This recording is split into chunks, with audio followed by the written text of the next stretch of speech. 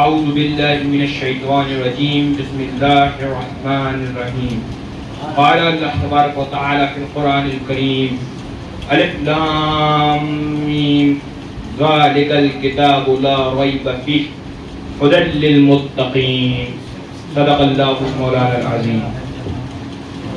حضرت آپ نے توجہ دی ہوگی کہ میں نے یہ آیت کیوں پڑھی، بہت بیسک سی آیت ہے اور سب جانتے بھی ہیں۔ اصل میں کل ہم لوگ موضوع ڈھونڈ رہے تھے، بھائی لوگ بیٹھے ہوئے کہ کیا کیا تقریر کرنی ہے، تو موضوع دیکھتے وقت سب نے کتابیں کھول رکھی تھی، تو میں نے سوچا کوئی ایسی کتاب کھولوں جس میں فضائل اہل بیت سب سے زیادہ ملے، تو میں نے قرآن کھول لیا۔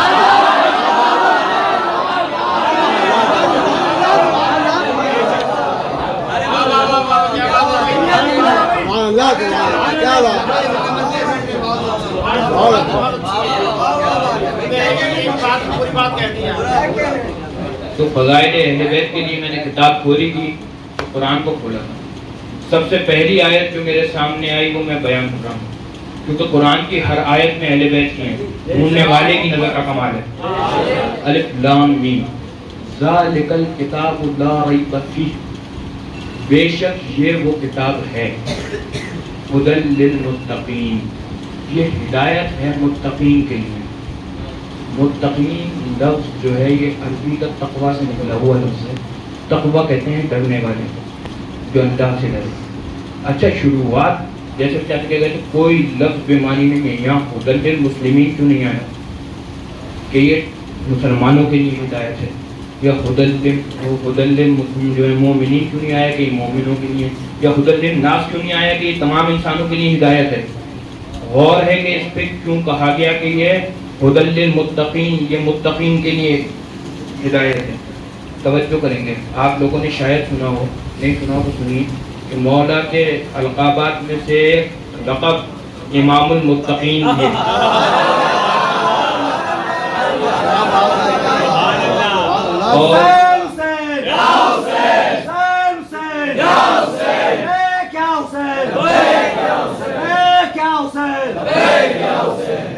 مولا کے القابات میں سے ایک لقب امام المتقین بھی ہے۔ یہ کتاب ہدایت ہے متقین کے لیے، مولا امام المتقین ہے۔ مطلب یہ نہیں ہوا کہ جو مولا کو امام نہ مانے اس کے لیے کتاب بھی ہدایت نہیں۔ قرآن ہدایت اس کے لیے ہے جو مولا کو امام مانے۔ جیسے اب میں اس کے تقوی کی کچھ وہ کرتا ہوں، تقوی کہتے ہیں اللہ سے ڈرنے کو۔ اچھا دیکھیں، کسی بھی چیز سے سب سے زیادہ وہ واقف ہوتا ہے اور وہ ڈرتا ہے جس نے اپنی آنکھوں سے دیکھ رکھا۔ عام انسان سے زیادہ وہ انسان ڈرتا ہے جو اس بات کی تہ تک جا چکا ہو اور اصلیت معلوم ہو۔ امام المتقین مولا ہیں۔ اچھا، متقین پہ تقوی پہ ذرا غور کرا دوں کہ تقوی کسے کہتے ہیں۔ تقوی یہ ہے کہ جب اذان کی آواز ہوتی تھی اور سید سجاد امام زین العابدین وضو کرتے تھے تو آپ کے جسم پہ لرزہ طاری ہو جاتا تھا۔ آپ فرماتے تھے میں یہ سوچ رہا ہوں کہ اب مجھے جانا کس کے آگے ہے۔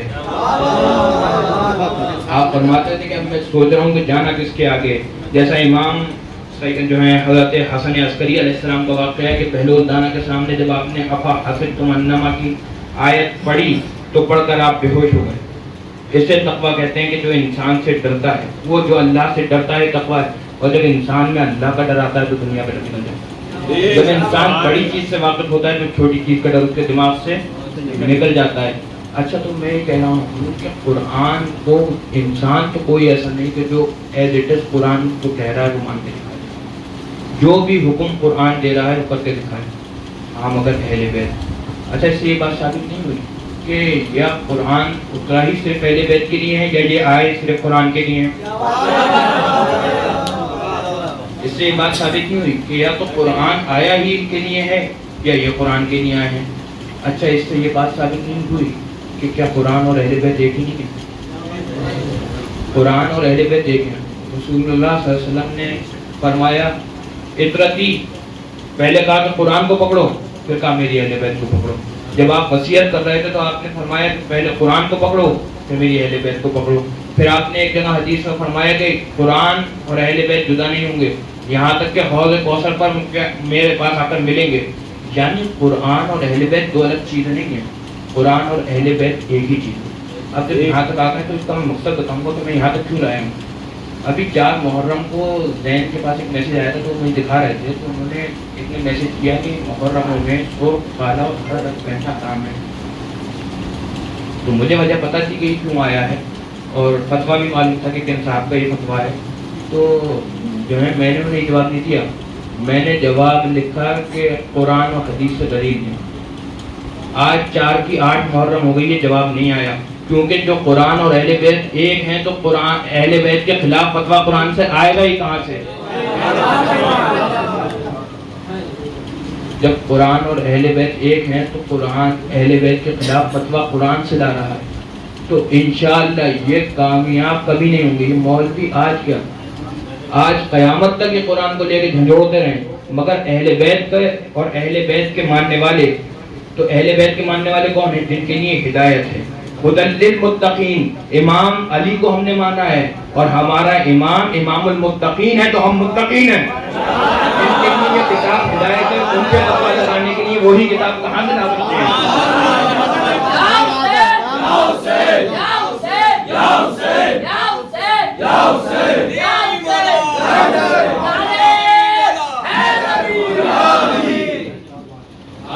میں اپنی بات کو سب کروں گا, مگر ایک اس سے کہ اچھا اس کا کیا دلیل ہے کہ ہم ہی متقین ہیں, ہمارے امام وہ ہیں, کیونکہ ہمارے پیشوا فرماتے ہیں دارت نیاز حشر قدمی با حسین با اولیاء حشر محبان اولیاء.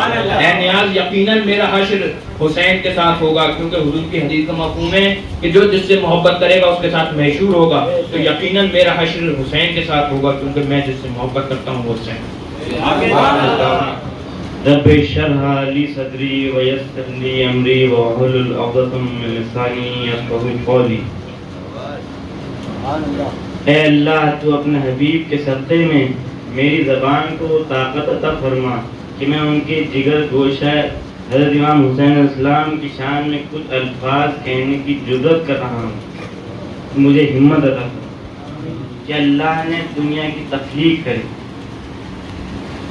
انسان اتارے, دین توحید اتارا, دین توحید اتارا, ہر پیغمبر سے اس کو پھیلانے کا مطلب حکم دیا.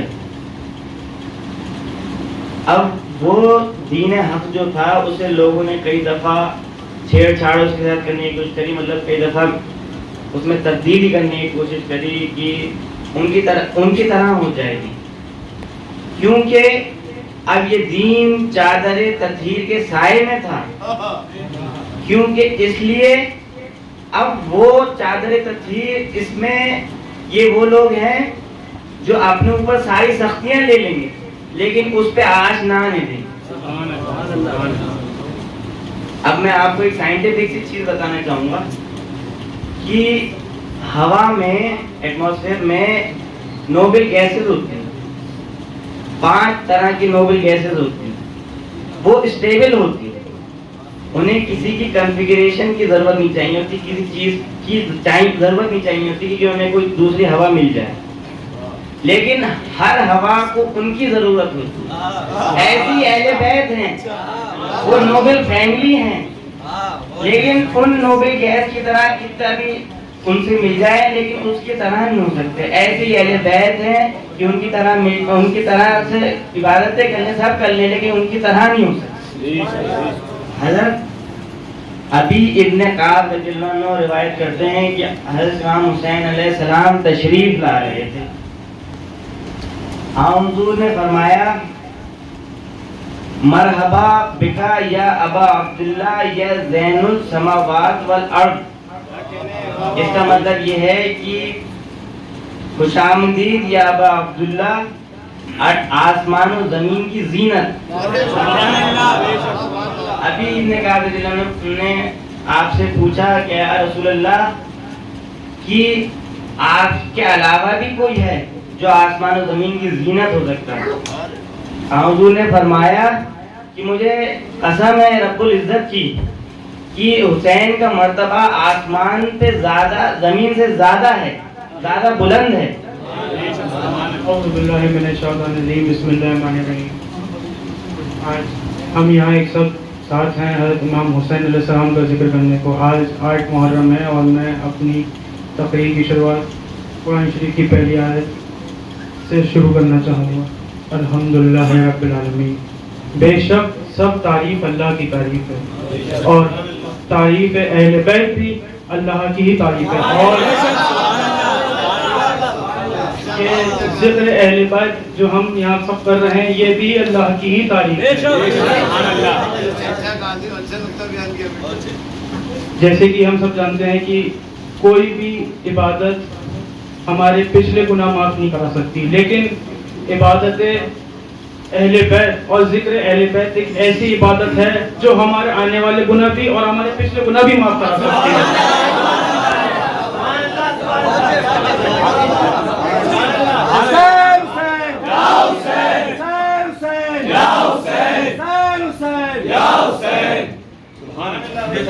ہر عبادت کی اپنی ہی مقبولیت ہے. جیسے کہ رمضان میں نمازوں کی اپنی مقبولیت ہے، بقرعید میں قربانی کی اپنی مقبولیت ہے، ایسے ہی محرم میں غم حسین منانا سب سے بڑی مقبولیت ہے. اسی لیے مسلمان کا یہ حق ہے اور اسے یہ کرنا چاہیے کہ وہ غم حسین مرتے دم تک مناتا رہے. جیسے رمضان میں نماز کی معافی نہیں ہے، جیسے بقرعید میں قربانی کی معافی نہیں ہے، ایسے ہی محرم میں غم حسین کی معافی نہیں ہے.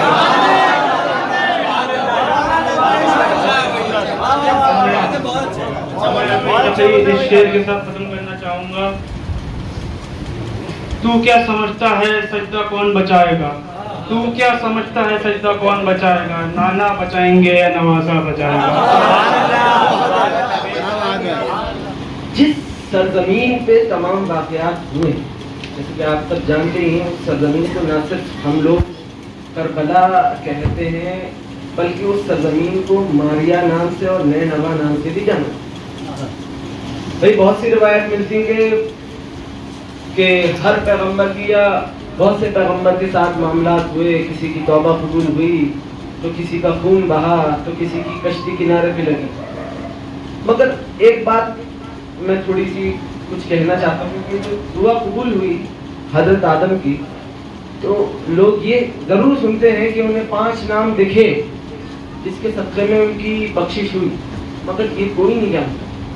کیا وہ یہ نہیں جانتا کہ جب وہ 4تھے نام تک تو آتے رہے دعا مانگتے، مگر جب 5واں نام انہوں نے دیا تو ان پہ لرزہ طاری ہو گیا اور بے تحاشا رونے لگے. تو انہوں نے حضرت جبرائیل سے پوچھا کہ اس 5ویں نام میں ایسی کیا معاملات ہیں کہ مجھے اتنا رونا کسی نام میں نہیں آیا جتنے 5ویں نام میں آیا. تو حضرت جبرائیل علیہ السلام نے فرمایا کہ اے موسیٰ، اے آدم، یہ جو 5واں نام ہے یہ خاتم الانبیاء کے نواسے حسین کا نام کہ وہ کربلا کی ریت پہ بھوکے پیاسے شہید ہوئے. اور دوسری بات یہ کہ جو سرزمین ہے وہاں دعا قبول کیوں ہوئی؟ دعا قبول کیوں ہوئی؟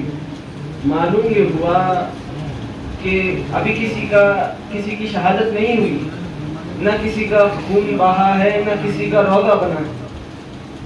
تو سوچئے کہ جب روضہ بننے سے پہلے اتنی متبرک تھی، تب روضہ بننے کے بعد کیا؟ وہ پوری دنیا بھر گھومتے رہے معافی مانگنے، توبہ کرنے، مگر جب اس سرزمین پہ آئے تبھی توبہ قبول ہوئی. یہ بتایا گیا ہے ہمیں کہ جب بھی کہیں تمہاری توبہ قبول نہ ہو اسی سرزمین پہ چلے جاؤ.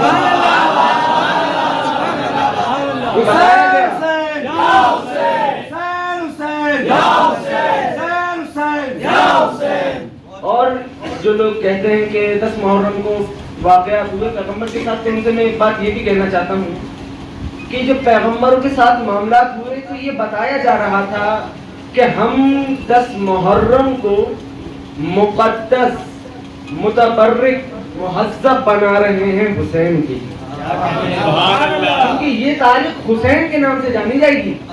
اس وجہ سے معاملات ہوئے. اور ایک میں کچھ اشعار اسی تمام جو پیغمبروں کے ساتھ معاملات ہوئے تو کچھ پیغمبروں کے جو معاملات ہوئے ایک شاعر نے اپنے اسے شعروں کی شکل دی ہے تو میں وہ پڑھ کے اجازت چاہتا ہوں. کہتے اجازت کہ یہ زمین کرب و بلا درد کا مجموعہ ہے، حضرت آدم و حوا کا یہی گریہ ہے، شیر نے حضرت عیسیٰ کو یہی روکا ہے، اور پھر تخت سلیمان یہی لرزا ہے، اس زمین پر ہی ابراہیم کا رہوار دھسا، پائے موسیٰ میں لگی چوٹ لہو بہنے لگا، سبھی اللہ کے حیوان رہے پیاسے یہاں، کشتی نوح سے ٹکرایا یہیں پر طوفان، اس زمین پر تو پریشان ہوا ہر انسان، میرے بابا بھی یہیں کرتے رہے آہو فغا، میری ہجرت تھی مدینے سے ہدایت کے لیے، یہ زمین میں نے خریدی ہے شہادت کے لیے۔ اللہ فرماتا ہے کہ ان لوگوں کے ساتھ ہو جاؤ جن پر میں نے انعام رکھا ہے، انعام رکھا۔ انعام جو آپ دیکھیں اسلام میں جو انعام ہے ان میں سے جو اعلیٰ ترین انعام ہے وہ ہے شہادت کا انعام۔ تو اللہ قرآن میں فرما رہا ہے کہ انعام والوں کے ساتھ ہو جاؤ۔ انعام والے کون؟ حضرت امام حسین علیہ السلام، کیونکہ آپ نے تمام عالم میں جو سب سے بڑی شہادت پیش کری وہ حضرت امام حسین علیہ السلام نے پیش کری۔ تو اسلام میں سب سے بڑا انعام جو حضرت امام حسین علیہ السلام کا ہے، ان اللہ مع الصابرین، اور اللہ صبر کرنے والوں کے ساتھ ہے۔ اللہ نے فرمایا کہ اے ایمان والوں صبر سے مانگو۔ صبر کیا ہے؟ اسلام میں آپ صبر کسے کہیں گے؟ اور اس کے بعد فرمایا کہ اے ان اللہ مع الصابرین، میں صبر کرنے والوں کے ساتھ ہوں۔ صبر اسلام میں اگر تلاش کیا جائے کہ سب سے اعلیٰ ترین صبر کس نے کیا تو حضرت امام حسین علیہ السلام کی ذات آئے گی۔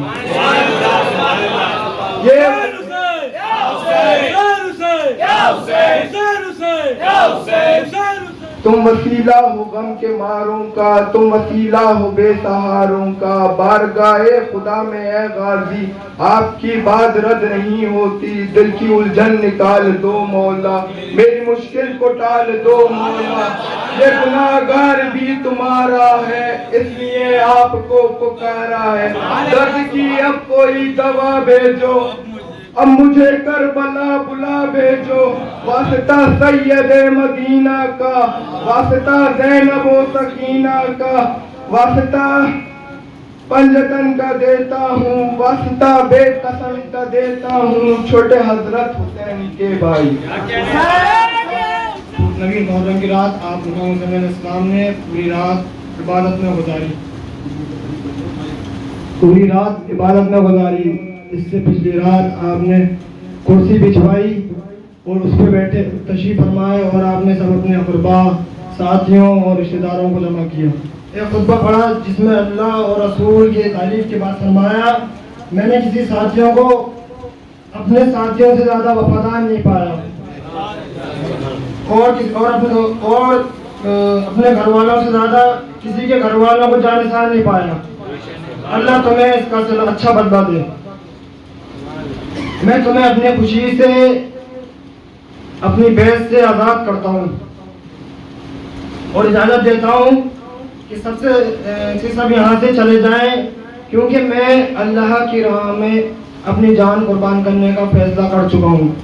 تو آپ لوگوں کو جو اجازت ہے، جو جانا چاہیں آپ جا سکتے ہیں۔ یہ سن کر سبھی ساتھی اور آپ کے غلام اور آپ کے رشتہ دار رونے لگے اور فرمایا کہ ہم نے آپ کا ساتھ اس لیے تو نہیں پکڑا تھا کہ ہم آپ کے ساتھ آخری وقت میں چھوڑ دیں اور یہ شہادت کے جام سے محروم رہے۔ کرتے رہے حسین جو سجدہ تمام رات، کرتے رہے حسین جو سجدہ تمام رات، سجدوں کو چومتا رہا کعبہ تمام رات۔ بسم اللہ الرحمن الرحیم۔ یا ایھا الذین آمنوا اتقوا اللہ وابتغوا الیہ الوسیلۃ وجاہدوا فی سبیل اللہ لعلکم تفلحون۔ اللہ قرآن مجید میں چھٹے پارے میں سورہ المائدہ کی 35 نمبر آیت میں یہ فرماتا ہے کہ اے ایمان والوں، بات ایمان والوں سے ہو رہی ہے، صرف اس چیز کا آپ اپنے دماغ میں رکھیے گا. اے ایمان والوں مجھ سے ڈرو، اے ایمان والوں مجھ سے ڈرو اور مجھ تک پہنچنے کا وسیلہ تلاش کرو. کیوں؟ اے ایمان والوں مجھ سے ڈرو اور مجھ تک پہنچنے کا وسیلہ تلاش کرو. کیوں؟ کیونکہ وسیلے سے کامیابی ہے. یہ ترجمہ لکھا ہوا ہے تفسیر ابن کثیر میں پہلی جلد میں لکھا ہوا ہے. آپ سب لوگ جو چاہے جا کے پڑھ لیں. اب یہ جب آیت نازل ہوئی تو صحابہ اکرام اس کے جز نکالنا چاہتے کہ کون سا وسیلہ ہے ایسا جس سے کامیابی ہے. تو وہ وسیلہ سب صحابیوں نے اپنے اپنے دماغ میں سوچا کہ شاید وہ عبادت ہے.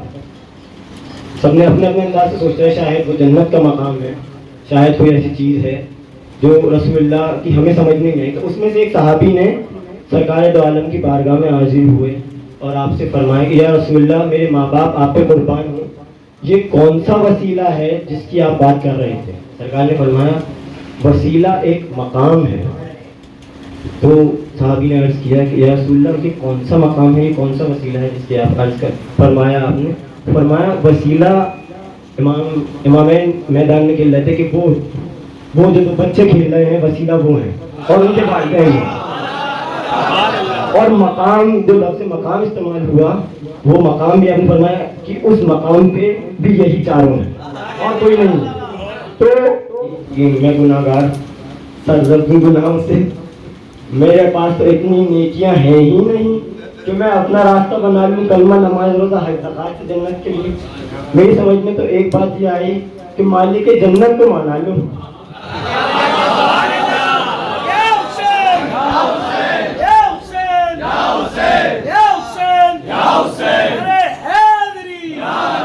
سرکار نے بتایا وسیلہ کیا ہوگا، ہماری سمجھ میں بھی یہی بات آئی کہ مالک جنت کو منا لو.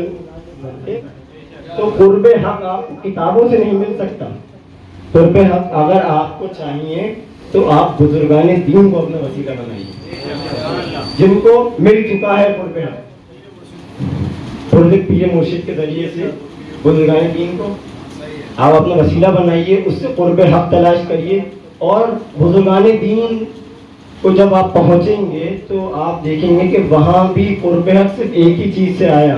کون سی ایسی درگاہ ہے کوئی بھی آپ بتا دیے عالم اسلام میں درگاہوں کی بات کر رہا ہوں، عالموں کی مداروں کی نہیں، قبروں کی درگاہوں کی بات کر رہا ہوں. کون سی ایسی درگاہ ہے جہاں پہ غم حسین نہیں منایا جاتا، جہاں پہ ذکر رسول و آل رسول نہیں کیا جاتا، جہاں اہل بیت اطہار کی محبت واجب و فرض کی طرح آپ کو بتائی نہیں جاتی؟ کون سی؟ لا الہ الا اللہ محمد رسول اللہ. کلمہ پڑھنا ضروری ہے کیونکہ جس ذات کا میں ذکر کرنے جا رہا ہوں اس ذات کا ذکر کرنے کے لیے، سننے کے لیے، دل میں بسانے کے لیے پاک ہونا ضروری ہے. لا الہ الا اللہ، لا الہ الا اللہ اس لیے پہلے ہے تاکہ محمد رسول اللہ کہنے کے لیے آپ کی زبان پاک ہو جائے. اللہ کا نام لے کے پہلے زبان کو پاک کرو تاکہ رسول کا نام لے سکو. اور حسین منی وانا من الحسین، لہذا اگر پنجتن پاک علیہ السلام کا ذکر کرنا ہے، امامین کا ذکر کرنا ہے تو بھی آپ کو کلمہ پڑھ کے اپنا زبان، اپنی دل، اپنا ذہن پاک کرنا ضروری ہے. اور یہ ایک اسٹیٹس کے مطابق یہ پلیدی فوجی نے ہی ایک گنتی دی تھی کہ حضرت علی اکبر علیہ السلام نے 2 حملے کرے اور ہر حملے میں 80 کو فنار جہنم کرا. تو جب حضرت علی اکبر کا یہ عالم ہے تو حضرت عباس کا کیا عالم ہوگا؟ حسین حسین یا حسین، حسین حسین یا حسین، حسین حسین یا حسین. ہذا امر بنی ہاشم، سنا حضرت عباس کا صفین کی جنگ میں. تو اس میں یہ بھی ہوا تھا کہ صفین امام حضرت علی، حضرت مولا علی نے فرمایا کہ آج میں جنگ لڑنے نہیں جاؤں گا، میرا کوئی بیٹا جنگ لڑنے جائے گا. تو دونوں امامین करीमैन तशरीफ लाया, आगे तशरीफ लाए, तो आपने उनके माथे चूमे, पेशानी मुबारक पर प्यार करा दोनों के, और फरमाया मैंने कहा मेरा कौन सा बेटे जंग लड़ने जाए, आप तो इब्ने रसूलुल्लाह हैं। मैंने ये नहीं कहा कि रसूलुल्लाह कौन सा बेटे जाएगा, नहीं, मैंने ये कहा कि मेरा कौन सा बेटा जाएगा। हुसैन हुसैन या हुसैन, हुसैन हुसैन या हुसैन, ए क्या हुसैन। तो फिर आप इमामैन दोनों ने, आप पीछे हट गए थे, हज़रत अब्बास नंबरदार तशरीफ लाए, तो मौला ने फरमाया, ये एक मैं मतलब बहुत सारे एग्जाम्पल हैं, बहुत सारे हैं, मगर एक एग्जाम्पल के तौर पे दे रहा हूँ कि अगर हाथ में तलवार दे दी होती तो क्या होता। मौला ने फरमाया, अब्बास मेरे पास वक्त ज़्यादा नहीं है, तुम ये बताओ कितनी देर में जंग फतेह करके ला के दोगे। एक बात जो नुक्ते की है, बात इसकी नहीं हो रही लड़ने की, फतेह करके ला कितनी देर में दोगे, मालूम है फतेह तो हो जाएगी, मगर कितनी देर में ला के दोगे। तो हज़रत अब्बास फरमाते हैं, हज़रत अब्बास अलमदार फरमाते हैं कि बाबा पहले मुनाफिक का सर कलम करूंगा, उसकी गर्दन जमीन पे गिरने से पहले आखिरी का कलम करके ला के जंग फतेह करके आपके कदमों पे